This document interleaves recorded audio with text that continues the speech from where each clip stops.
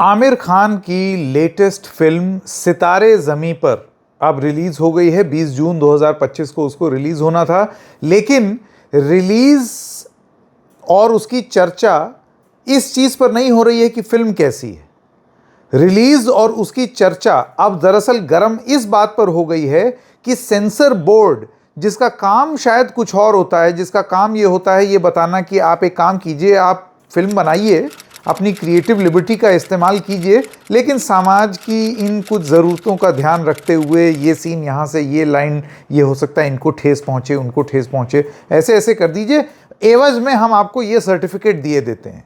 ये काम होता है सेंसर बोर्ड का। लेकिन जब सेंसर बोर्ड ने एक आदेश आमिर खान की फिल्म को ये दे दिया कि एक काम कीजिए, अपनी फिल्म में प्रधानमंत्री नरेंद्र मोदी का एक संदेश डाल दीजिए, तो ज़रा मामला राजनीतिक हो गया। क्या ये नॉर्मल है जिसको लेकर के हम बहुत फसाद बना रहे हैं? क्योंकि आप जानते हैं वो फिल्म एक सोशल कॉन्टेक्स्ट में है। पहली फिल्म ऑटिस्टिक बच्चों के लिए और उनके ऊपर थी। ये फिल्म भी चिल्ड्रन विद स्पेशल नीड्स उनके ऊपर बनाई गई है। और ऐसे में अगर एक प्रधानमंत्री संदेश देना चाहते हैं तो उसमें आपत्ति किसको होनी चाहिए? पॉइंट ये है कि अगर स्वेच्छा से ये स्टेटमेंट प्रधानमंत्री दे रहे होते और उसको एक्सेप्ट कर लिया गया होता तो ये एक बात थी। क्या सेंसर बोर्ड के पास ये मैंडेट है कि वो किसी भी फिल्म निर्माता निर्देशक को ये बोले कि फलाने नेता या फलाने प्रधानमंत्री या फलाने पॉलिटिशियन कि आप एक क्लिप अपने या एक स्टेटमेंट अपनी इस फिल्म में चलाइए? ये है मुख्य मुद्दा। ये पूरा मामला क्या है, आइए आपको बताते हैं। नमस्कार, मेरा नाम है संकेत उपाध्याय और आप देख रहे हैं इशारों इशारों में। सबसे पहले फैक्ट्स। तो central board of film certification, जिसको CBFC और अहले ज़बां सेंसर बोर्ड कहा जाता है, वो अभी थोड़ा सा विवादों में इसलिए घिर गया है क्योंकि आमिर खान की जो फिल्म है सितारे ज़मीं पर, उस पर अब कुछ न्यूज़ रिपोर्ट्स आ रही हैं तमाम वेबसाइट्स की, जैसे कि NDTV, India today, CNBC TV 18, times of India और भी तमाम प्रकाशन, जो ये कहते हैं कि सेंसर बोर्ड ने आमिर खान को ये बोला और उनके फिल्म के निर्माता निर्देशकों को ये बोला कि आप एक काम कीजिए, इसमें ना प्रधानमंत्री का एक संदेश डाल दीजिए अपनी फिल्म में, शुरुआत में जो आप वो डिस्क्लेमर देते हैं उसके एकदम बाद। CBFC's directives for सितारे ज़मीं पर, addition of a PM Narendra Modi quote. Central Board of Film Certification has mandated the inclusion of a quote by Prime Minister Narendra Modi referencing the year 2047 to be placed immediately after the film's opening disclaimer. यानी कि 2047 में भारत किस तरीके का हो, इस तरीके का एक स्टेटमेंट प्रधानमंत्री मोदी का ये सेंसर बोर्ड कह रहा है कि आप अपनी फिल्म में डिस्क्लेमर के एकदम बाद डाल दीजिए। इसके अलावा और भी तमाम चीज़ें बोली हैं सेंसर बोर्ड ने इस फिल्म को। ये बोला है कि आप बिजनेस वुमन शब्द को हटा करके बिजनेस पर्सन कर दीजिए, क्योंकि जेंडर न्यूट्रलिटी चाहिए, मैन वुमेन नहीं होना चाहिए, वो पर्सन कर दीजिए। एक फ्रेज़ है माइकल जैक्सन, उसको हटा करके आप लव बर्ड्स कर दीजिए सबटाइटल्स में, क्योंकि ये अब न जाने क्या कारण है, भगवान जाने, क्योंकि न्यूज़ आर्टिकल्स ये कहते हैं, कारण नहीं बताया है, बस माइकल जैक्सन को लव बर्ड्स कर दीजिए, ये उन्होंने बोला है। इसके अलावा एक जगह है जहाँ पर कमल यानी कि लोटस उसका जिक्र है, और उन्होंने ये बोला है कि आप कमल जो विजुअल है, एक कमल का चिन्ह, उसको आप हटा दीजिए अपनी फिल्म से। और आप जानते हैं ये इलेक्शन सिंबल किसका है, ये भारतीय जनता पार्टी का है, तो वो हटाया गया है। अभी भी हम जानते नहीं हैं कि उसका तर्क क्या दिया है उन्होंने, क्या नहीं दिया है। डिस्क्लेमर में मॉडिफिकेशन चाहिए। पहले 30 सेकंड का एक डिस्क्लेमर आता था, इसको अब 26 सेकंड के एक वॉइस ओवर के डिस्क्लेमर से रिप्लेस किया गया, aligning with the addition of the prime minister's quote. प्रधानमंत्री जो उसमें बोलेंगे उसको भी ऐड करके एक वॉइस 26 सेकंड की आएगी शुरुआत में, ये बोला गया है। इसके अलावा जब ये बदलाव कर दिए जाएंगे तो central board of film certification UA यानी कि 13 साल से ऊपर के लोगों के लिए ये सर्टिफिकेट देगी, indicating that the film is suitable for unrestricted public exhibition but with parental guidance। यानी कि कोई बच्चा अगर जा रहा है जो कि 13 साल से कम उम्र का है, 13+ का मतलब यही होता है, UA इसका सर्टिफिकेशन दिया गया है। अब मैं आपको ये बता दूं, ये फिल्म जो 13 साल से कम के बच्चे हैं वो अपने पेरेंट्स के साथ देख सकते हैं। इसका पूरा रन टाइम है 2 घंटा 38 मिनट और 45 सेकंड, ये जानकारी मिली है। और इसके अलावा आमिर खान के बारे में कुछ न्यूज़ रिपोर्ट्स ये बता रही हैं कि जब ये तमाम चीज़ें बताई गई कि एक काम करो, ऐसा कर लो, ऐसा कर लो, ऐसा कर लो, इतना बदलाव, ये तो ये फिल्म रिवाइजिंग कमेटी के पास गई। अब सेंसर बोर्ड में जो भी फिल्म रिवाइज की जाती है तो उसका फैसला रिवाइजिंग कमेटी लेती है। तो रिवाइजिंग कमेटी में एक थिएटर वेटरन है वामन केंद्रे, तो ये मामला वहाँ भी पहुँचा जब एग्जामिनिंग कमेटी, जिसका पहला काम होता है सबसे पहले वो फिल्म देख करके बोलते हैं हमें नहीं लगता ये नट बोल्ट जो कसते हैं, अगर आप उससे नहीं संतुष्ट हैं तो मामला रिवाइजिंग कमेटी में जाता है। रिवीजन, जैसे एग्जाम में रिवीजन होता था वैसी फिल्मों में भी रिवीजन। अब सुनने में आ रहा है और तमाम आर्टिकल्स ये बता रहे हैं कि आमिर खान ये जो आगे पीछे लट्ठम लट्ठा हो रही है उनकी फिल्म पर, उसको लेकर के थोड़ा सा उखड़े थे, थोड़ा सा उनको ये लगा था कि व्हाट इज़ दिस, ये क्या हो रहा है। ये एक बात सामने निकल कर के आई। अब प्रधानमंत्री मोदी का जो कोट है वो आप ये समझिए कि सोशल मीडिया पर अब एक चर्चा का विषय बन गया है, जिसको लेकर के अब तमाम लोग सवाल पूछ रहे हैं, जिसमें बहुत सारे ऐसे सोशल मीडिया पोस्ट हैं जो ये कहते हैं कि ये तो प्रोपेगेंडा डिपार्टमेंट है, पीआर एजेंसी हो गया है ये भारतीय जनता पार्टी का। कमल लोटस की अगर आप फोटो भी लगा देंगे तो उस पर भी सेंसर बोर्ड को आपत्ति है कि कहीं बीजेपी बुरा ना मान जाए। ऐसा कैसे छुई मुई हुई चली जा रही है भारतीय जनता पार्टी, तो ये तो ठीक बात नहीं है। इन सब चीज़ों को लेकर के तमाम सोशल मीडिया के कमेंट्स भी आ रहे हैं। हमने भी कुछ लोगों से बात करने की कोशिश की, आइए आपको ये बयान सुनाते हैं। देखिए, फिल्में प्रोपेगेंडा का एक बहुत अच्छा टूल होते हैं, ये तो मोदी जी से बेहतर शायद ही कोई जानता होगा राजनेता इस देश में। किस तरीके से कश्मीर फाइल्स जैसी मूवीज़ को टैक्स फ्री करा गया, जिन मूवीज़ में हिस्टोरिकल इनएक्यूरेसीज थी, जिन्हें सुप्रीम कोर्ट के आदेशों पे, केरला स्टोरी जैसे थी जिन्हें सुप्रीम कोर्ट के आदेश पे अपने डिस्क्लेमर्स चेंज करने पड़े, जो सिर्फ और सिर्फ दंगा भड़काने का काम कर रहे थे, बीजेपी ने पहले उन मूवीज़ को टैक्स फ्री करा। प्रधानमंत्री से लेकर बाकी बीजेपी के हर मंत्री संतरी ने उनका प्रचार करा। तो मुझे आज कोई आश्चर्य नहीं है अगर बीजेपी द्वारा चालित सेंसर बोर्ड आमिर खान की सितारे ज़मीन पर को ये कह रहा है कि आप एक काम करिए, आप इसमें मोदी जी का कोट डाल दीजिए। अब इसमें हंसने वाली बात शायद ये होगी कि मेरे ख्याल से सितारे ज़मीन पर का टॉपिक डिसलेक्सिया का है, तारे ज़मीन पर का वही था। एंड जब हमारे प्रधानमंत्री से एक बच्ची ने एक ऐसे पब्लिक इंटरेक्शन में पूछा कि सर आपका डिसलेक्सिक बच्चों पे और उन्हें जो लर्निंग प्रॉब्लम्स होती हैं इस टाइप के न्यूरो डाइवर्जेंट बच्चों को, आपका उस पर क्या कहना है, हमारे प्रधानमंत्री क्या कहते हैं कि ये क्या पता नहीं कुछ तो एक टिप्पणी करते हैं। और कहीं ना कहीं राहुल गांधी, जो उस समय शायद नेता प्रतिपक्ष थे, नहीं भी थे तो एक देश के वरिष्ठ नेता हैं, उनके खिलाफ एक टीका टिप्पणी करते हैं। ना ही वो देश के एक बड़े विपक्षी नेता का मजाक उड़ाते हैं, वो साथ साथ डिसलेक्सिक बच्चों के साथ कोई संवेदनशीलता नहीं प्रकट कर पाते। पर अब मजे की बात ये देखिए कि सीबीएफसी चाहती है कि ऐसे महान व्यक्तित्व का कोट सितारे जमीन पर की स्टार्टिंग में डाला जाए। बट ठीक है, that is what they want.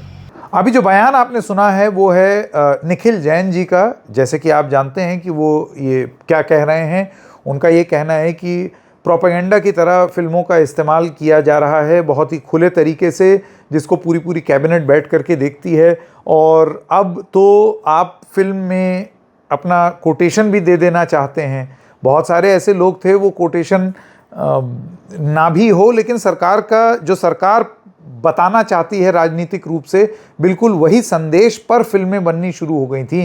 Kerala story, Kashmir files, 370 और भी तमाम स्टोरीज़ थी। मतलब ये बहुत लंबी लिस्ट है, साबरमती रिपोर्ट, ये सारी चीज़ें थी जिसको पूरी पूरी कैबिनेट बैठ करके देखती थी। और पूरा जो दक्षिणपंथी इकोसिस्टम है इंडिया का, वो उसको समर्थन भी करता था। आपको ये भी बता दें, और ये इंटरेस्टिंग है कि अभी एक वेव्स समिट हुई थी मुंबई में, और उस waves world audio visuals entertainment summit में आमिर खान उसमें शामिल हुए और उसमें प्रधानमंत्री भी थे और भी तमाम लोग थे। तो ये एक नज़दीकियों की बात एक ये हो रही थी कि जो नज़दीक हो गए हैं प्रधानमंत्री के और फंक्शन में आ रहे हैं। हालांकि वो समिट अपने आप में बहुत बड़ी और बड़ी मुकम्मल समिट थी, एक इंटरनेशनल लेवल की एक समिट हम लोगों ने होस्ट की थी, तो आमिर खान, शाहरुख खान, इन लोगों का वहाँ होना तो लाजमी ही था। खैर, उसके बाद ये आदेश आ गया सेंसर बोर्ड की तरफ से। इससे जुड़े हुए 2-3 सवाल हैं। नंबर 1, क्या ये अपने आप में गलत है? देखिए, जैसे कि हमने शुरुआत में कहा, अगर कोई नोबल कॉज है जिसमें आप डिफरेंटली एबल्ड बच्चों के ऊपर फिल्म बना रहे हैं, उनके बारे में उनकी सेंसिटिविटीज़ किस तरीके से समाज, तारे ज़मीं पर भी बिल्कुल ऐसी थी, ऑटिस्टिक बच्चों के ऊपर थी, और इतने सेंसिटिव तरीके से आमिर खान ने इतना इम्पॉर्टेंट इशू को डील किया, वो शायद वही कर सकते हैं। आप जानते हैं कितने कमाल के एक्टर और डायरेक्टर भी हैं, बहुत कम लोग हैं जो एक्टर डायरेक्टर वाला या एक्टर प्रोड्यूसर वाला कॉम्बिनेशन बहुत अच्छे से निभा पाते हैं। खैर, तो अगर इस तरीके के नोबल कॉज में प्रधानमंत्री का संदेश आ रहा है तो ये टेक्निकली कोई बुरी बात नहीं है। हम यहाँ पर सिर्फ और सिर्फ एक चीज़ देख रहे हैं, जो कि आपने बयान में भी सुना, जो लोगों की आपत्ति है वो ये है कि क्या मजबूर किया जा सकता है कि आप इस तरीके से स्टेटमेंट लें। मिसाल के तौर पर आज प्रधानमंत्री हैं और उनका एक कोटेशन है ये दिखाने के लिए कि वो कितने सेंसिटिव हैं इस मुद्दे को लेकर के, तो क्या हम ये कहना चाह रहे हैं कि बाकी लोग सेंसिटिव नहीं हैं, या विपक्ष स्पेशली एबल्ड बच्चों के बारे में नहीं सोचता? तो फिर ये गाड़ी कहाँ जा कर के रुकेगी? फिर लीडर ऑफ ऑपोजिशन का भी बयान लेंगे क्या फिल्म में? फिर क्या और लोगों का भी बयान? फिर राष्ट्रपति का बयान क्यों ना लिया जाए भाई? क्या राष्ट्रपति स्पेशली एबल्ड बच्चों के हित में नहीं सोचती हैं? सोचती हैं, फिर उनका भी बयान होना चाहिए। फिर वो फिल्म थोड़ी हो जाएगी, फिर तो वो सरकारी बुकलेट हो जाएगी जिसमें शुरुआत में एक फ़ोटो लगी रहती है और नीचे एक फॉरवर्ड में एक पेज लिखा रहता है, पहले राष्ट्रपति, फिर प्रधानमंत्री, फिर leader of opposition, speaker, Rajya Sabha chairman, ऐसे, और उसके बाद फिर बाकी का ग्रंथ शुरू होता है। फिल्म तो ऐसे नहीं बनती ना। देखिए, ये एक मुद्दा ऐसा है, ख़ास तौर से स्पेशली एबल्ड, न्यूरो सेंसिटिव और ऑटिस्टिक बच्चों का, जिसको ले करके समाज में थोड़ी सी संवेदनशीलता बनानी बहुत ज़रूरी है, क्योंकि समाज वैसे भी बड़ा संवेदनहीन है। यहाँ आप मतलब बच्चों से बच्चों की तरह बर्ताव करें, वैसे ही उसमें ही कितनी हैवानियत भरी खबरें हम सुनते हैं। ऐसे में अगर इस तरीके की फिल्म बना करके समाज को परिवर्तित करने के लिए कोई प्रयास किया जा रहा है तो ये स्वागत योग्य कदम है। इसको लेकर के तमाम एसोसिएशंस हैं of parents of autistic children, of parents of specially abled children, जो इस पर लगातार काम करते रहते हैं और लगातार बोलते रहते हैं। You know, the entire neurodivergent community is so excited about Aamir Khan's upcoming movie Sitare Zameen Par. And the big reason behind this excitement is that वैसे हमारे बारे में कोई बात ही नहीं करता है. This is one community that feels totally lost in neurotypical society. And when I say neurodivergent community, I'm not just talking about those children or adults who are affected by it or are on the spectrum, have Down syndrome, cerebral palsy or any other special needs, but even their caregivers, their parents, their teachers, the therapists or anyone who works in close proximity with them. So I think it's a great subject that Aamir Khan has taken up, and there was definitely a need for something like this. There is always a need for something like this to come out in our cinemas so that more and more people get educated about neurodivergent community, how to really include them in our daily lives, whether it's our school setups, our public transport system, our shopping complexes, or even something as simple as children's park. A lot of times you would see that, you know, one set of kids are not even seen in those parks which belong to everyone. And only if we have a better educated, more sensitive society can we hope to really have these children included in all the spaces that belong to everyone. So I really hope that more and more people come out and see the movie and accept the neurodivergent community for what it is. अब इन सारी चीज़ों को देख करके मैं आपसे ये पूछना चाहता हूँ कि आप इस डिबेट में अपने आप को कहाँ पाते हैं?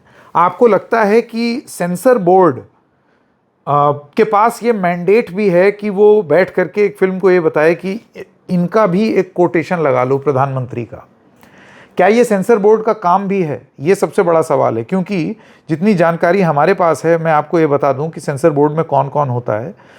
ये देखिए, CBFC में का जो मुख्य काम है वो है फिल्म सर्टिफाई करना for public exhibition, ensuring they comply with societal norms, cultural sensitivities and legal standards. 3 point agenda होता है, comply with societal norms, cultural sensitivities and legal standards, और इसके अलावा एक अभिव्यक्ति की आज़ादी लगातार बनी रहे। इसमें फिल्मों को यानी कि यूनिवर्सल, अनरिस्ट्रिक्टेड UA यानी कि अनरिस्ट्रिक्टेड पब्लिक एग्जीबिशन, लेकिन 13 साल से कम के बच्चे मम्मी पापा के साथ या किसी बड़े बुजुर्ग के साथ, तो ये सितारे ज़मीं पर को ये मिला है। A मतलब एडल्ट यानी कि जो 18 साल से ऊपर की आयु के लोग हों वही ये फिल्म देख पाएँ, और S मतलब restricted to specialised audience such as doctors और साइंटिस्ट, यानी कि पब्लिक के लिए वो नहीं खुली हुई है। ये सर्टिफिकेट देना काम है सेंसर बोर्ड का। एग्जामिनिंग कमेटी होती है, रिव्यू कमेटी होती है, उसके बाद फिर एक ट्राइब्यूनल होता है, और उसके बाद आप चाहें तो अदालत में भी जा सकते हैं। लेकिन कहीं पर भी इसमें मैं ये नहीं देख रहा हूँ लिखा हुआ कि CBFC का काम ये हो जाता है कि आप ये बोलें कि इनका एक स्टेटमेंट चला लो। ये वाली चीज़ शायद मैंने, मतलब बड़े टाइम हो गए इस तरीके की बात मैंने तो नहीं सुनी है हाल फिलहाल होते हुए। कंटेंट अलाइनमेंट का भी काम सिनेमेटोग्राफ एक्ट 1952 के तहत सेंसर बोर्ड करता है, जिसमें वो किसी भी चीज़ को रोक सकते हैं which is against the sovereignty and integrity of India. ये तो स्पेशल बच्चों के ऊपर फिल्म है, तो इसमें तो कोई दिक्कत नहीं होनी चाहिए। Endangering public order and inciting criminal offence, वो भी यहाँ पर नहीं है। Defames government policies and promotes harmful stereotypes, वो भी यहाँ पर नहीं है, क्योंकि आप खुद चाह रहे हैं कि प्रधानमंत्री इसमें बयान दें। Contains obscene, offensive and excessively violent content, वो तो है ही नहीं इसमें, क्योंकि फिल्मी बच्चों के बारे में है। तो इन सब चीज़ों को देख करके क्या अब सवाल नहीं पूछे जाने चाहिए कि जो चेयरपर्सन है राजेंद्र सिंह, हिंदुस्तान टाइम्स की रिपोर्ट है 19 जून 2025 की, कि वो करंट CBFC चेयरमैन हैं। इससे पहले आप जानते हैं प्रसून जोशी और तमाम लोग और थे। तो क्या उनके ऊपर ये सवाल नहीं उठता है कि उन्होंने किस संदर्भ में ये करने को कहा? क्योंकि इसका तो फिर कोई अंत ही नहीं है, इसका कोई अंत नहीं है। फिर यही फिल्म क्यों? फिर तो हर फिल्म में प्रधानमंत्री का संदेश हो, फिर तो हर फिल्म में कोई ना कोई संदेश हो। तो ये एक ट्रिकी एरिया है, इसको किस तरीके से जस्टिफाई करेगा सेंसर बोर्ड, ये एक बड़ी बात है। इसके अलावा आप जानते हैं करीब 25 एक मेंबर होते हैं, उसमें अलग अलग कुछ लोग फिल्म से होते हैं, theatre, literature, law, social work. प्रयास ये होता है कि हर तरफ से लोग हों ताकि हर तरीके की बात यहाँ पर हो। सेंसर बोर्ड के सारे मेंबर्स को क्या ये कबूल है फैसला? क्या उनको ये लगता है कि ये जस्टिफाइड है? बहुत इंटरेस्टिंग होगा। आपकी राय क्या है, जैसे कि मैंने पूछा, वो आप ज़रूर बताइएगा। इशारों में बस इतना ही, फिर मिलेंगे, तब तक के लिए नमस्कार।